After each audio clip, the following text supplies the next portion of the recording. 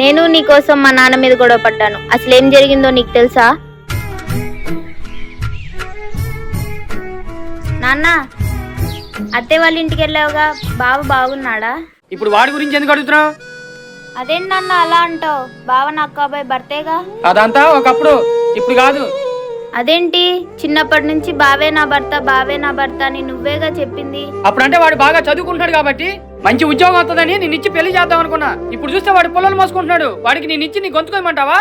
ఏం మాట్లాడుతున్నావు నాన్న? నువ్వు డబ్బుకు వాల్యూ ఇస్తున్నావు. చిన్నప్పటి నుంచి బావే నా భర్త అని నువ్వు చెప్పబట్టేగా నా మనసులో నాటుకుపోయింది. ఇప్పుడేంటి ఇలా మాట్లాడుతున్నావు? నేను కరెక్ట్ గానే మాట్లాడుతున్నా. ఈ రోజుల్లో మనిషికి డబ్బు ఉంటేనే విలువ. ఇక్కడతో వాడి గురించి మర్చిపో.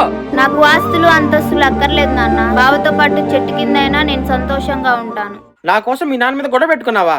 ఎందుకని? ఎందుకంటే నువ్వంటే నాకు ఇష్టం కాబట్టి. బావా, మన పెళ్లికి రెడీ చేసుకో.